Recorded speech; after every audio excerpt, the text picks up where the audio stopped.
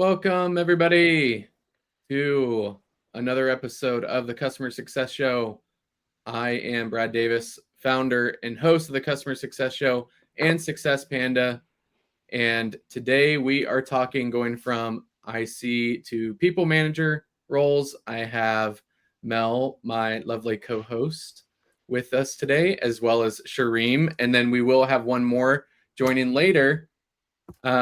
Before we jump into the show, the only Success Panda kind of plug that I'm going to put in today is that if you're interested in making money on Success Panda by selling either your product or services, we will be rolling out with a digital marketplace that you can list your items or services for sale, or you can give stuff away for free. Like if you have a cool onboarding deck, you want to give back to the community, you can host it there.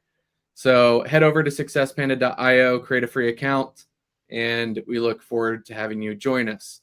So today we have Shareem with us. So Shareem, how's your day going? It's pretty good. It's a public holiday over here, so yeah, I can't complain. Okay, public holiday. There you go. Oh Right. yeah. So one of my developers is over in Germany, and he said something like, "Today is Easter Day for them, and they Yeah. get the day off." So, and then he was asking me, he's like, "Do you get the day off like on Monday or Friday?" I was like, "This is the U.S. You get no days off. It's like literally playing Monopoly and drawing the go to jail um, card." At least the markets are closed. Yeah, there you go. So the markets are closed. Wall Street people, Yeah. they're off today. But yeah, no, that's cool. So Shareem, why don't you intro yourself, and then Mel, you want to intro yourself too, and then we'll jump into some questions that we have prepared. Yeah, absolutely. So my name is Shireen. I come originally from Mexico, but now I'm based in Southwest England. So my career has been very nonlinear, I would say. I started as a lifestyle journalist at Time Out, Mexico City, and then I came to the UK and started my master's, and then I got my first job in tech. So I was a trip advisor for 7 years. I keep forgetting how long I was there. And actually, that's where I got my first taste of being a manager. I Mm, was the outsourcing manager there, which was pretty cool. I think it was a great experience. And then unfortunately, like there were layoffs, etc. And because I was working remotely, I really struggled to get a job at the same level. So I kind of then pivoted into customer success, and I became an IC for the rest of the 5 years, I think. And then ultimately, I became a manager again after my current company decided to take like a chance on me, and I'm now the head of customer success at 1 to 5 Data and Insights. cool, Very nice. nice. Mm. Yeah, I was curious. We'll ask you some questions about the journalists and TripAdvisor stuff. It's interesting. Exactly. Yeah, All right, absolutely. all right, Mel, make you intro yourself too. Well, I'm Melanie Labar. I'm the community director here at Success Panda. I'm also the head of onboarding for Route Fusion, a fintech company that specializes in cross-border payments. So I'm here to help with the show and an exciting topic from going from IC to people manager, and we have some fun stories to tell. That we do. So real quick, how do you, Shareem, how did you like get into, like, do you just travel a lot to become in like a TripAdvisor person, or how do you become like a travel journalist? Like how does, because that sounds like something I might want to do as a side hustle. Well, so long story short, like I studied journalism in back in Okay, that Mexico helps. City. Yeah. Yeah. And I was an intern on Time Out. Oh, So okay. I we didn't have like a lifestyle section. It was all travel, but nothing about like spas and shopping and that sort of thing. And even technology, I think we even sometimes talked about or wrote about. Um, so yeah, I kind of like talked about it with them, and then I said, "Can I start trying to write about these things?" And they said, "Yeah, sure, go ahead." And then I became an editor for that Hmm. section. But then I was mostly interested like in online things back then, and I'm like, I was what 15 years ago. I'm dating myself now. Um, but yeah, so I came here. I studied a master's in like online, like on the online communities and society. It was like pretty like groundbreaking for its time. Um, and then when I finished, I saw an ad for a job that almost looked like a joke because it said that they were looking for a Mexican, a Greek, and an Argentinian. And that was it. That's all it said. So when I went to the interview, it turned out that it was for TripAdvisor, and they had to have a background in journalism, ideally, because what we did was the QA of the Mexican domain. Well, that was my job originally. Mm-hmm. So, and it was kind of helpful that I have a second degree in linguistics. So it was, yeah, it kind of aligned really well. And then, yeah, they like my work ethic and they like how I worked and like the languages that I could speak, etc. And then I moved to the moderation team or content team, and now it's called trust and safety team. And then I just kept, climbing the ladder until I became the outsourcing manager. Cool. Nice.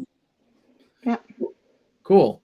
Yeah. So, one of the things I want to talk about first is there's a lot of people who might be kicking the tires around when it comes to what are some signs that you should probably consider being a people manager, because it's probably not for everybody, but people are probably thinking maybe this is my own next step.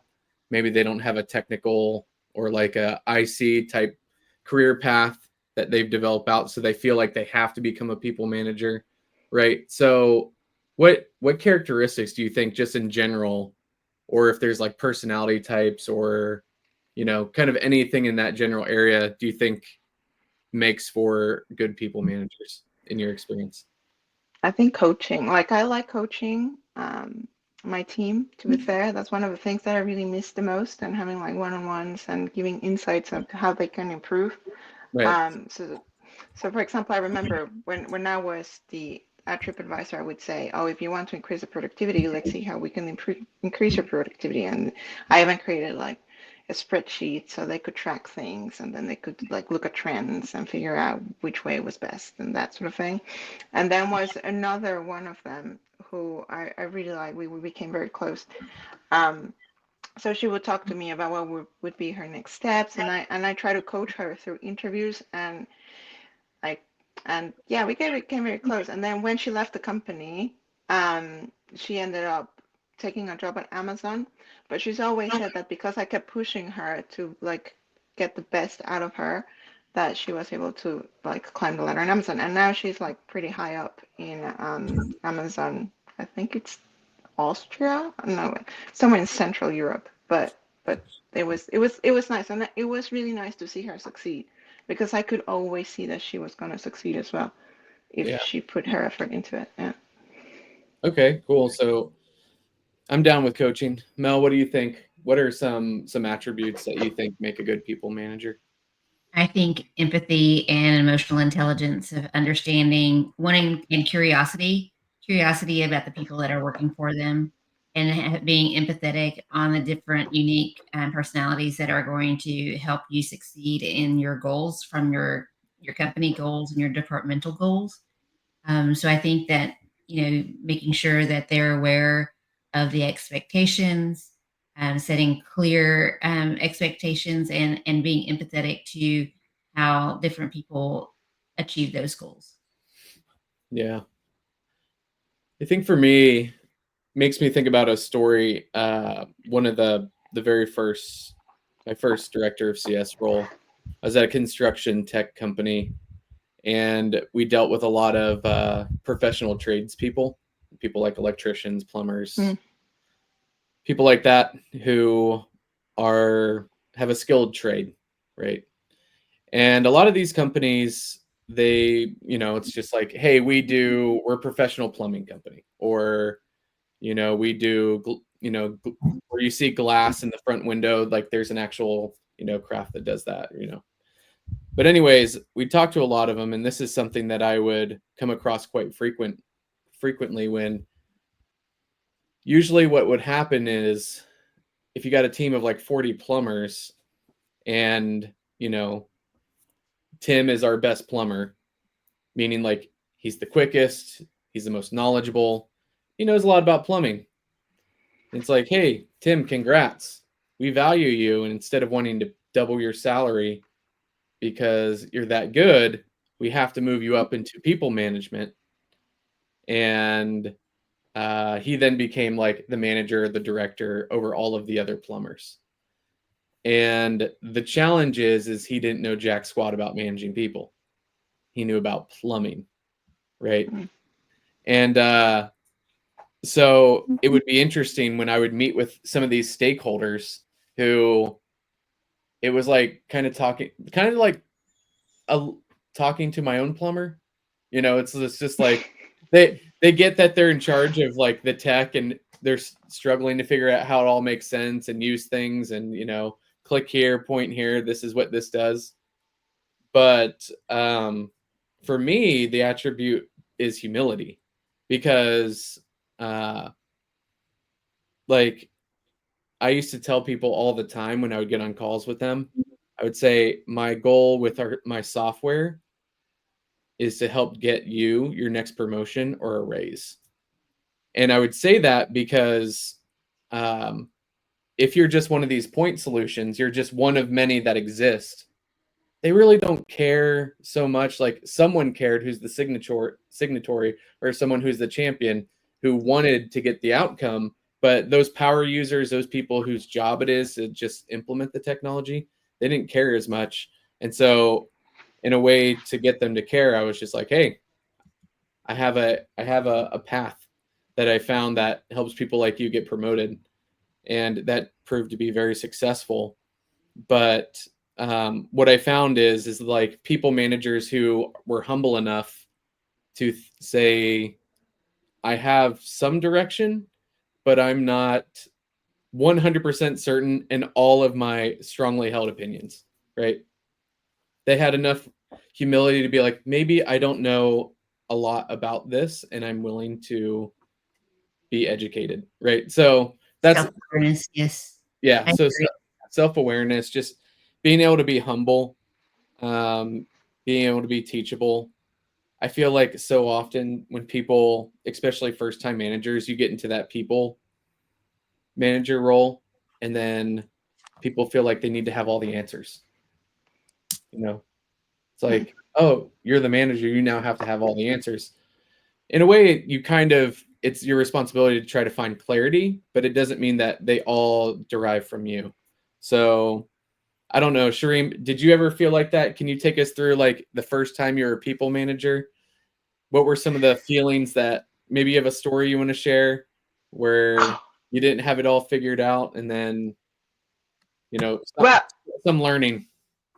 to be fair, like in my current position, it's been very funny because before I arrived, that they call themselves account managers, and now we call ourselves customer success managers. And I know that's a completely separate conversation of if they're synonyms or not. But what was very interesting is that they kept asking me about like best practices and things like that. And I said, well, and if there were completely different roles. And I was like, well, there are key differences, but I really don't know, like, again, like everything. So I just kept saying, why don't you read all of these books? So I like, like the pillars of customer success and like the handbook of customer success. So then we started like creating our own library and learning together, because ultimately I had never managed like a team of customer success managers. So I said, let's all learn together. And like I think it was a great opportunity to be like a blank slate of what meant customer success to us as a team and within 1 to 5 data and insights.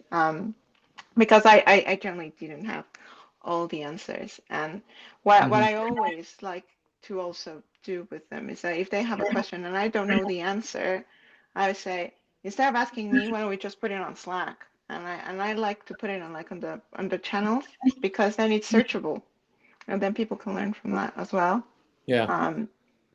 So I mean that's one of the things that I kind of remember. And I remember when I was the very first time a manager, it felt like a very daunting responsibility because I thought, well, if they don't perform the way they're supposed to perform, they're gonna get fired. But it was because it was very much about quality assurance, productivity, that sort of thing. So it was very much almost like it was a call center type of environment, so it was very different to what I'm experiencing right now. And definitely that change in, like, I guess, rhythm of things, how we have to do things. It has also been an eye opener that I have to change my style of what I used to do a few years ago. Yeah. Cool. Thanks for sharing that. What about you, Mel? I think Shireen said something that really sparked or resonated with me, is being that person who may not know everything, but takes the organization along with her in the education. I think that's very important. Learning new things and being able to disseminate that message. I always tell my team that, hey, there's always a new way to skin the cat. Like, I know Mm. ways of doing things, and if you can come up with a plan and convince me that it's a good way to do something else, I'm more than happy to listen. Like, this is not, I love those new ideas. Like, does it make it better for the customer? Does it make it better for the team? Does it reduce the amount of work that we have to do? Come up with those ideas and spark that innovation. I think that's great. That's a great leader that will allow that to happen underneath them, and to learn new things. If you talk about being a first time people manager and not knowing your stuff, I remember when I was a first time people manager, I was 24 and I had to discipline someone for the first time, and Mm. it was awful. Like, I felt so bad. The person cried, and so I went out and bought her a dolphin picture to make up for it. 'Cause I felt bad. That, But That's so that just cute. made me think of Napoleon Dynamite. Like, when like Meg's taking just all those random pictures, it's like, yeah, that's funny. Yeah, but I've learned to discipline. I've learned to also set expectations. Like, it may not be like they're coming in late, or but tell them what I expect, and so they know they have a bar to meet. And then if you have to discuss disciplinary actions, then you can say, "This is." Don't you remember we had that discussion about expectations, and you're not living up to those expectations, but we agreed that you made that that made that commitment. And so Mm. it's a much different conversation, and one that I'm glad that I learned, because I'm not sure, as I've grown through my managing of people, that my budget would have allowed for every time I had to discipline someone that I bought them a gift. Right. Yeah. Mel, you can feel free to discipline me at any point during this call. I do accept Apple and Amazon gift cards, just So for there it you to be clear.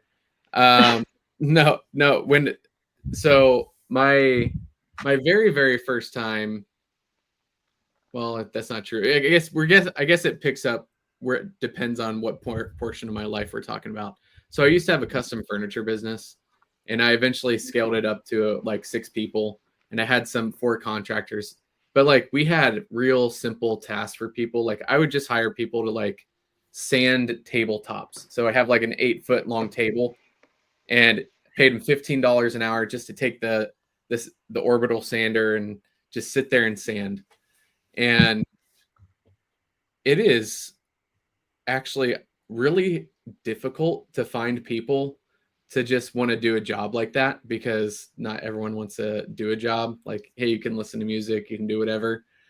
But you think, like, with something so straightforward of like, here's how you sand, go with the grain of the wood, this type of thing, it's like still find ways to just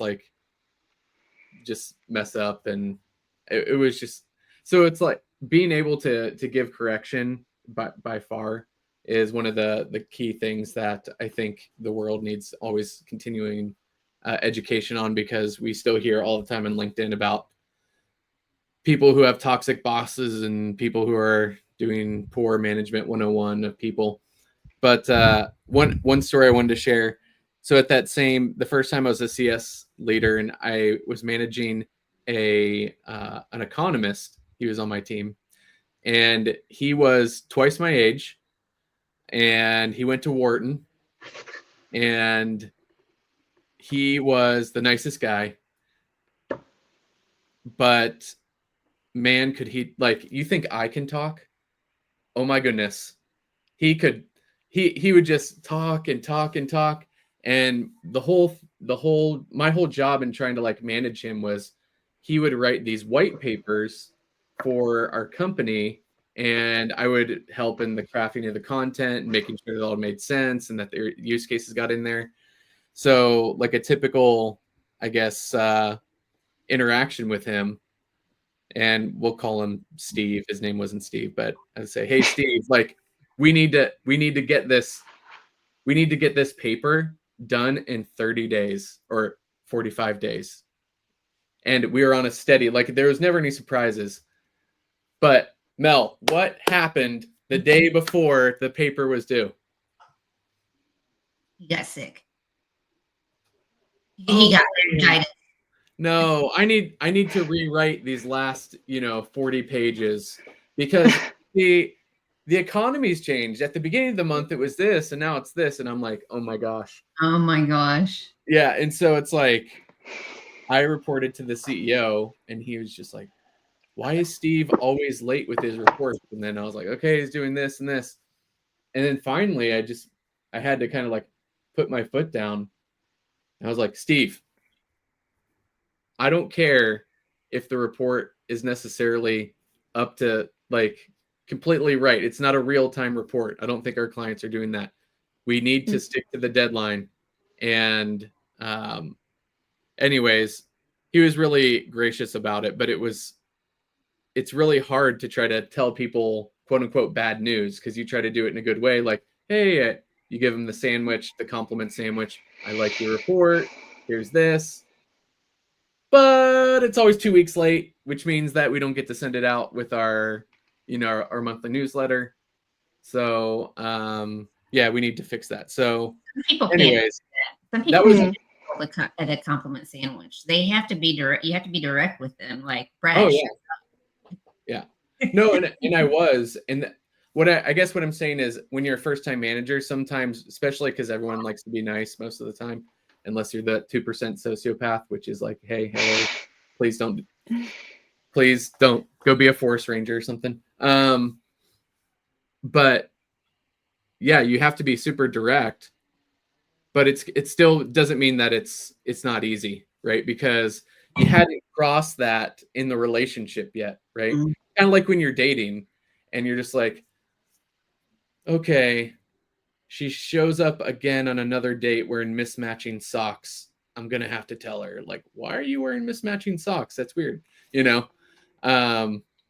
And you've never given bad news before. You're like, you still like him, but it's like this thing needs to be adjusted. So anyways, we got some comments up in here.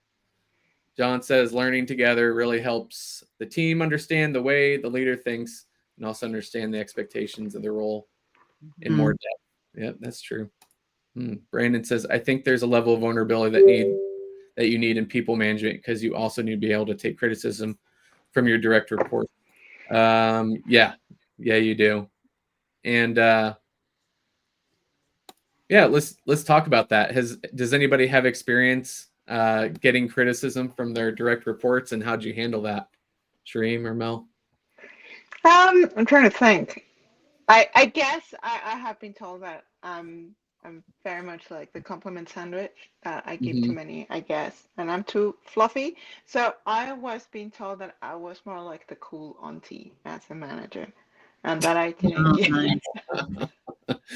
Did they And say then those words? You're a cool auntie manager? yeah, that's basically what they told me. Yeah, and I was Yeah. like, okay, Is that a bad thing? yeah, so it's like, is that a bad thing Yeah. necessarily? And they're like, yeah, no, but sometimes we need structure. I was like, okay, I guess.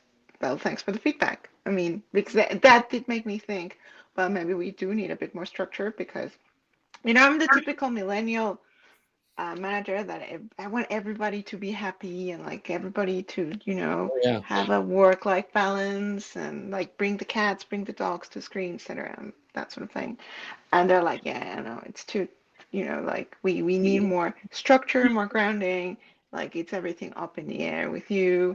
Just tell us what to do rather than just be chat, chat, chat, chat. And it's like, okay, can get. So, yeah, but I was called that the cool auntie. So, Oh wow. So yeah. what did you learn from that? And two, did you make changes? Yeah, I did. Yeah. So, especially for that person in particular, because I said, well, you clearly like more of a like the rigid, I guess, you know, principal teacher type of thing. And I was like, I can be stricter if you want that. And then she said, yes, that's what I would prefer. If you were direct, told me exactly what you didn't like, I don't need any of the fluff at all. I was like, okay, you know, thanks for being so direct. So I think, and that's the important thing. I think you have to flex your management style depending of who you're talking to as Hmm. well. And that is something that it's sometimes very difficult because you have your own personality and you just do it that way.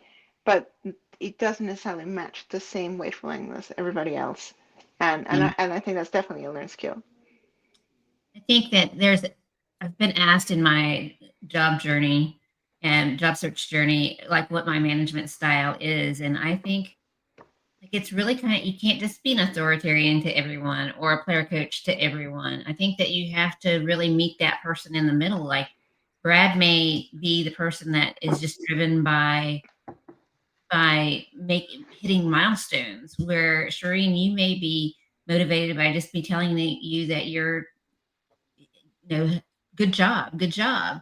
But you have to, as a people manager, you have to like meet those people in the middle and be able to understand the different ways that they work, the way that they learn. Some people Mm, learn by doing, some people learn by reading.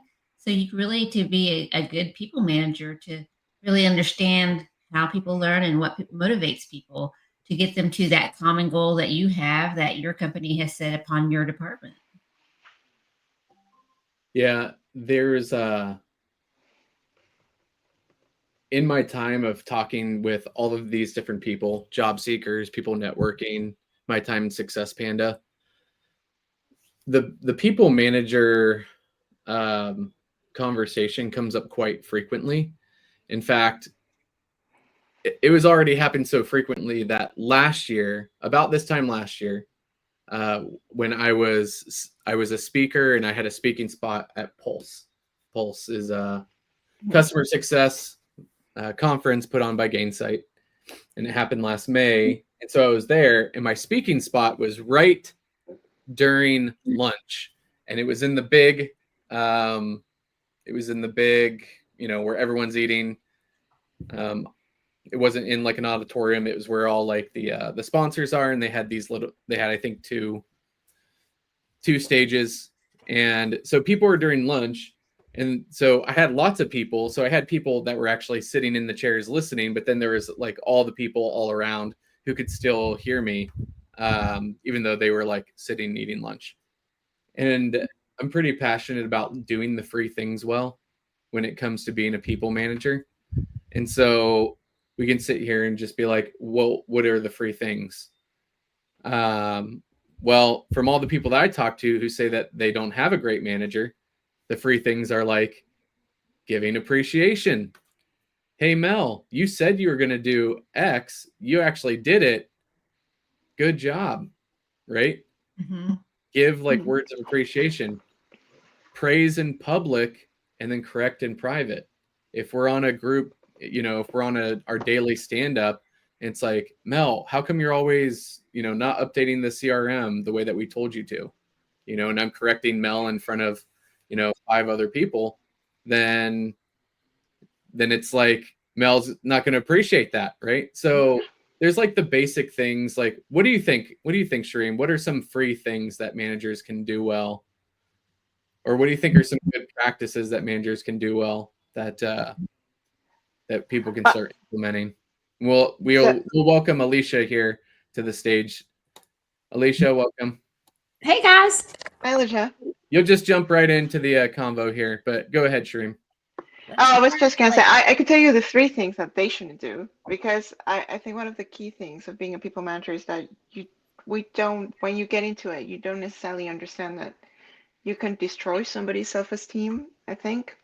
And I once had one that was a micromanager, and I hated that every single second. Like she would send emails pointing out, but because she asked to be copied in like client emails, and I was like, why do I need to copy you? And we used to be colleagues as well, so it was a bit odd. And then she would send back with all her observations, and I was like, well, I didn't need your observations. And she was like, why did you do that? You immediately left your Slack and things like that. So I definitely hated that. So I would never micromanage, and I did promise that to myself to never, never micromanage. Um, the other thing is that I would say that I promised myself to never say that there's a right or wrong way of doing things, that they're just ever different ways of doing things. As long as it gets you to the same outcome, no problem. And I'm always like in that way. And it's the same with the time management. I always say, as long as you like do whatever you need to do, if you want to work at 10 in the evening because that's when you're inspired, I don't have a problem. You know, as long as you have your client calls, everything, that's fine. Get your workload done.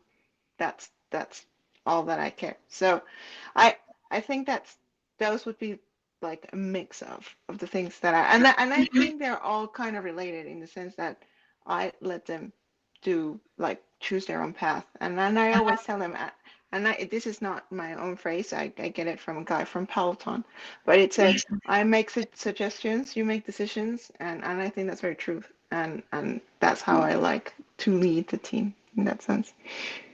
Okay. Well, Alicia, this is your first question. We're talking about, first-time managers, just improving people management in general, right? Like Shreem listed off some things like don't micromanage and things like that. But what are some free things, or what are some practices that you think that most managers should think about adopting? To put it nicely. Yes. Well, I mean, I would say, definitely the appreciation and recognition. I learned How much does that cost, by the way? I need to write this.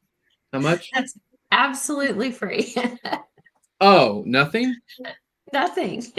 Oh, okay. So to be a good people manager, I have to do free things well. Yes. Oh, okay. Sorry, keep going. But in one of the leadership class of certification programs I went through, Katie Cesarini, who is really great with endurance management coaching, she says it's so important to complement the person and the quality within them versus the task or thing. So I think, that's like a little tweak, because sometimes I think you can think you're checking the doing the free things good box, but maybe you're not really getting the full impact of that compliment and that recognition. So, I definitely learned a lot from that. Another area that I use with the free area is kind of learning my employees' work love languages, I call them. And I think every employee has a different way that they like to feel like their tank is refilled. And sometimes that's, a shout out in Slack. Sometimes that's a big award. Sometimes that's being, nominated to go on to cross-functional projects. Sometimes that would just be, I leverage this thing called my CS expert sessions with my teams. And that's where, like, I had this awesome guy, Tom, on my team, and he loved getting technical certification. So after he got one, I said, hey, put together a little 15, 20-minute presentation and tell us about what you learned, how you think it's helping you professionally, how you think it's helping your customers, and present that, and gives that's like a twofold win, because it gets them some recognition. It also gets them some practice with public speaking. So there's a lot of different ways that you can tap into that with customers. And I definitely am an over edifier, over praiser. One thing that as a manager you can do as well when you're in customer meetings, whether it's a MSR or an ABR, is you can take a moment to make sure as a manager that you're getting included in those invites. Yes, you're not always going to be able to go to all of them and fit them in your calendar, but if you feel like one of your team members is having a little bit of a struggle of engagement and connection with one of their customers, this is a way for you to hop in there and you can kind of talk them up in front of their customer while they're getting ready to do their business review. So that's another thing that you can leverage that's free, is just really kind of edifying your teammates to their customers. Yeah, and I'll just throw in, like, I like the word to edify. Some people mistakenly think like, oh, I wouldn't be a good people manager because you have to be warm and fuzzy. It's like, okay, they might associate that with, like, I don't know what they might like being one way or not. But the point is, like, it's not necessarily that you have to be quote unquote warm and fuzzy. You want to be friendly, right? You want to be helpful, but everybody, I think, it's funny because I've had multiple people and they tend to have been the people that lead companies or are quite senior. And going back to what I was talking about earlier, where I had a custom furniture business, I tell this story quite frequently, actually. I used to make these custom farmhouse tables and I deliver them to people's houses, just like Alicia's house right there. Boom. Hit the ICP. I sold 100 tables to people that looked exactly like Alicia. So if you need one, don't worry, I don't do them anymore. But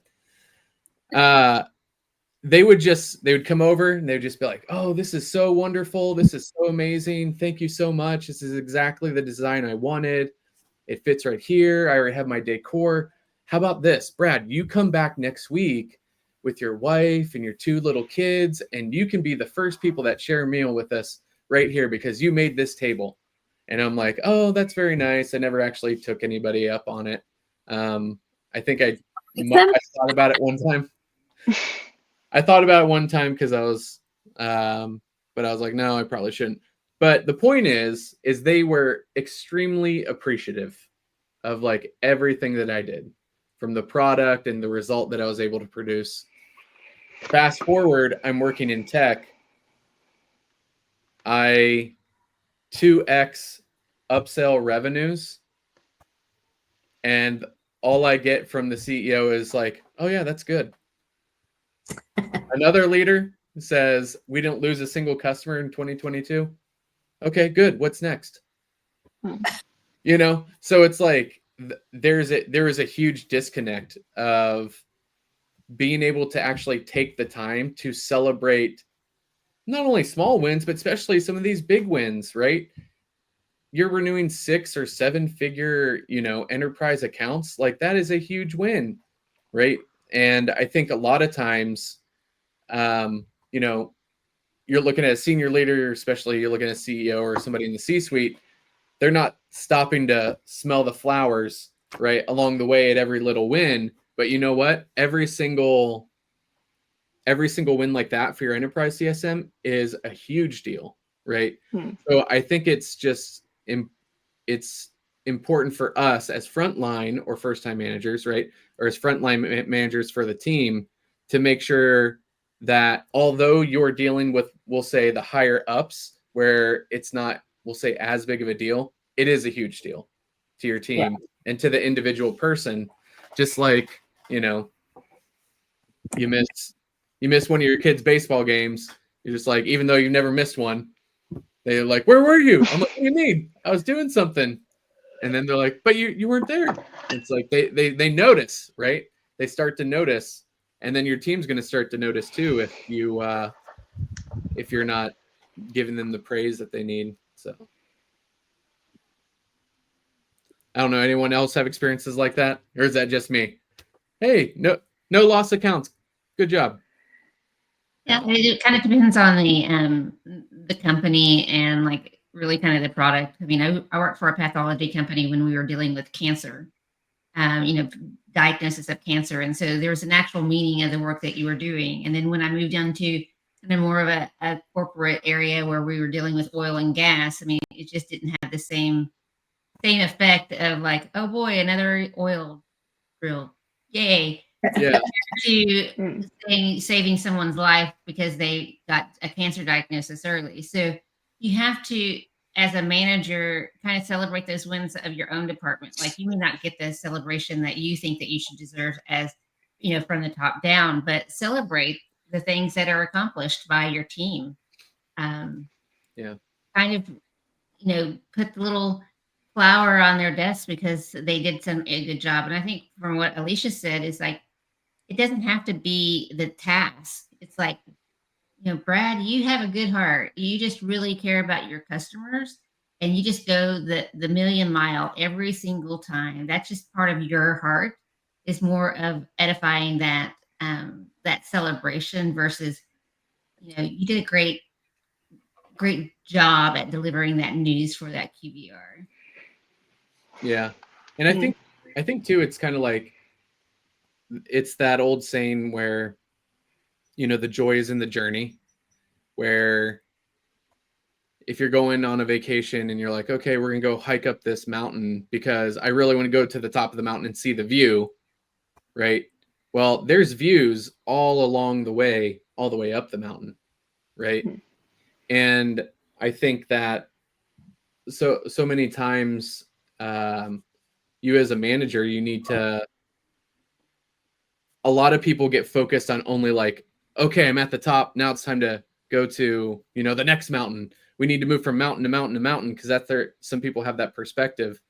Whereas more it's like, no, I mean, sometimes it's okay to just have joy in the journey of what you're doing right now, right? Of, hey, we're at 60%, renewal rate, and now we hit 90. Like our goal is 110, 110 NRR, but we're not there yet, but we're still doing really well. We've grown a lot. And I think that being able to take the wins along the way is key, and still give praise even before you quote unquote hit the top of the mountain or hit your final goal, right? So let's mix it up here for a second. What have you each liked about and then disliked, or what is the hardest thing about being a people manager besides probably the people? No, I'm joking. You can say that can be part of your answer, but what's the hardest thing about being a people manager? I can dive in. Okay. I mean, I think when you go from individual contributor to people manager, part of why you do that is because you're a high achiever and you're a high performer. And I do love leadership teams within CS organizations that have been individual contributors, because I think they have an empathy and an understanding of the challenges within the job of a CSM, more so than somebody who's just kind of brought in to be a director or VP but doesn't have any of that experience. But I think at the same time, it also can be a bit of a curse, because you can occasionally be like, well, why doesn't the CSM on my team move faster or get more done or understand this or that or the other? And I had a lower performer in a recent team, and I just decided, instead of kind of looking at how this person may not be a totally great fit for the role, because I inherited this person. I said, you know what, I'm just going to get in there and shadow as the manager, really help this person learn how to develop succinct, effective emails that ask for things in a way that gets action from cross-functional teams, and really help them understand about when they need to arrange meetings with customers, when renewals are coming up. And so I think I would say that's one of the challenging things is sometimes as a leader, you're a leader because you've been moving at a fast pace and you've been achieving, and it's understanding that your team is going to be made up of people who are moving fast, and then people that are a little bit slower movers, and then some people that are just getting their job done perfectly well, but they're not going to be at warp speed, and they're happy with being an individual contributor. And I think you have to reset. You have to realize not every CSM is going to be a CSM like you were, and appreciating the differences and the different places they are along the journey. Okay, cool. Shireen, Mel, what do you think? Well, I definitely agree with Alicia. We are actually doing one of our appraisals now, and I've been very clear about like these are the different levels, you know. Like if you, and I even said it, like if you like where you are, you know, you're happy with your job, you might want a pay rise, but you don't necessarily want a promotion. This is what we expect of you. Very black and white. If you want to get promoted eventually, this is what we expect of you. Just, and I say, like, just don't go below that level if you're happy. That's it. So, and and and what I think it's sometimes very difficult, what I have find pretty difficult being a manager is like that line of, are we, like, I could be your friend or at least be friendly, and then, but now we're talking business. So I think like, getting out of that gray area of saying, oh yeah, but we're friendly and we're trying to coach you and all that, but saying like, no, no, no, like you have to listen to me because, things you could be in trouble, which I have I had to have that conversation in the past.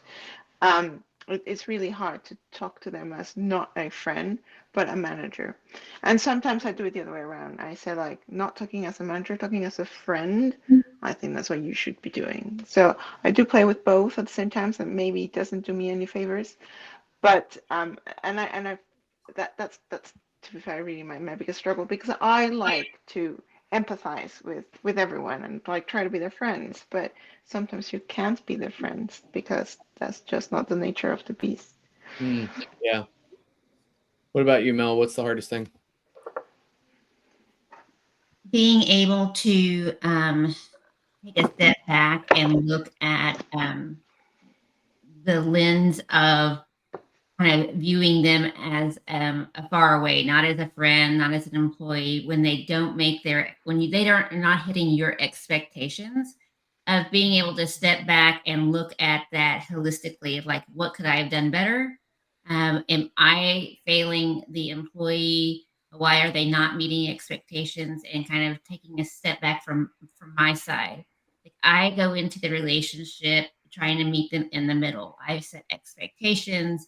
I tell them how to get to that place. I'm there to help guide them in the journey of meeting them, whether it's like working as an individual, like Shireen said earlier, like you do it on your own time, you do it your own way, but this is the expectation. When they're not meeting me in the middle, and having to have that difficult conversation of like, I've done my job, you're not living up to your job, and how to get that more of a 50-50 relationship or a 100-100 relationship, just kind of like like a marriage almost, Mm. but understanding that um, they may not care as much as you do, and that's a hard thing for a first time manager when you think that you're doing everything right and they're not caring as much as you care. Yeah. Or maybe even that they have like a blind spot. I had a team member when I was at DHL that, came time for performance reviews and they gave themselves a 5 out of 5 in all 5 categories. And they were the lowest performer on the team, and Yeah. it's just like this delusional reality. So I think that can be one of the biggest challenges too. Yeah. Yeah. Yeah. That's This person was showing up 2 to 3 minutes late to customer calls. I mean, not even doing the bare minimum, and yeah.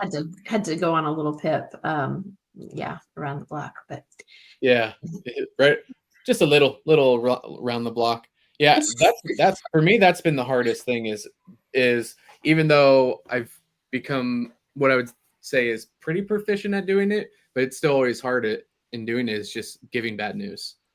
That's, I think the hardest thing is because like what you were saying, Alicia, is that whether the bad news is you've come to the understanding that their standard of conduct they think is acceptable is now not acceptable, or how they run a meeting is substandard, right?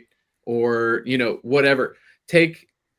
Here's a standard, you have high standards, you want your people to have high standards too.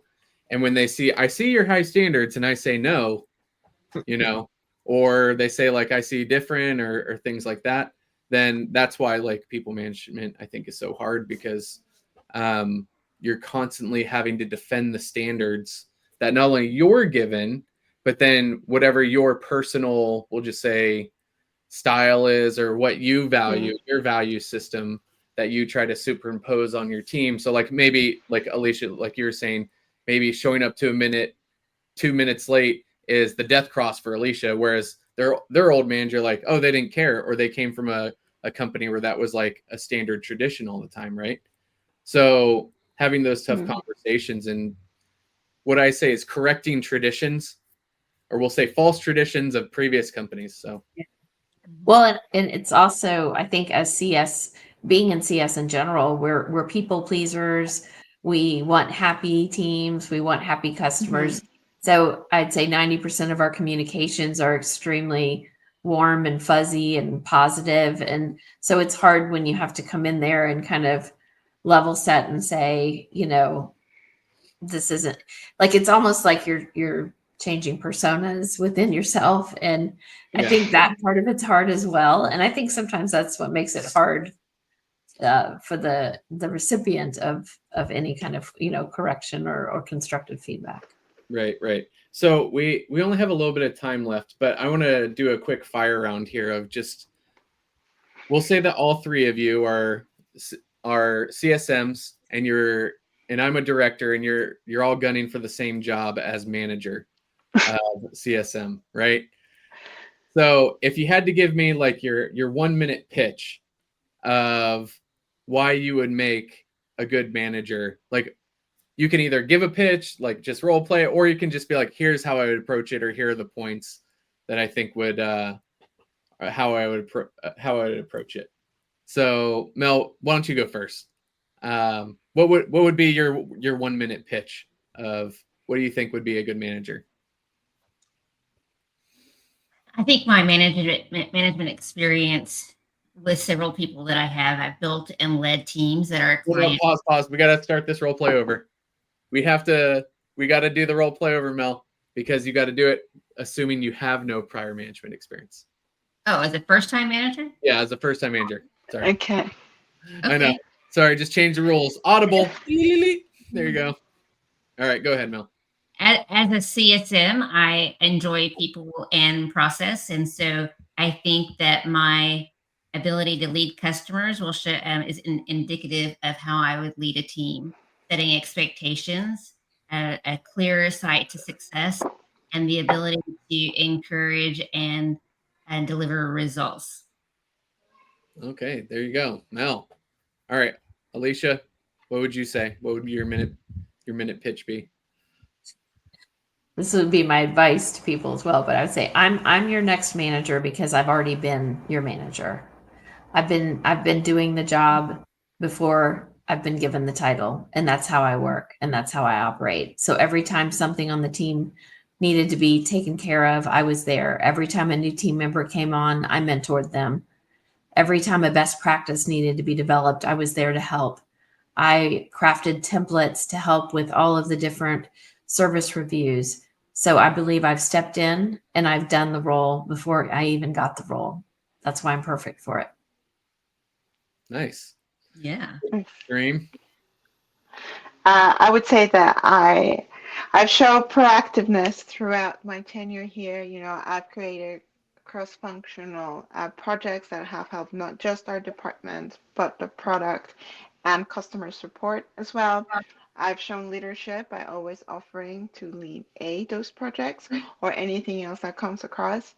And I think overall I have very good report and feedback from my colleagues as well as from clients, and I've always tried to lead by example. And I think in that sense, I've been a very good example of what to do and how to be a very good customer success manager. Nice.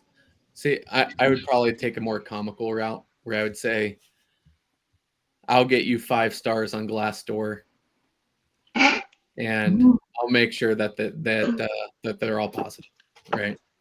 No, but I think all of that has been good, and I think that the big thing with, if you're looking to become a first time manager, similar to what all three of these ladies said, is like you have to put forth the effort, right? We have to see, kind of like Alicia said, you have to see the fruits of it before you usually get an opportunity to, right? Because there's a lot of people who, especially when they're looking to bring someone in from the outside, who could come in and be a manager. But the big thing that I always say is, like, people who are great first-time managers are excellent individual contributors who almost are, they're just the silent people who just get things done. They don't make excuses.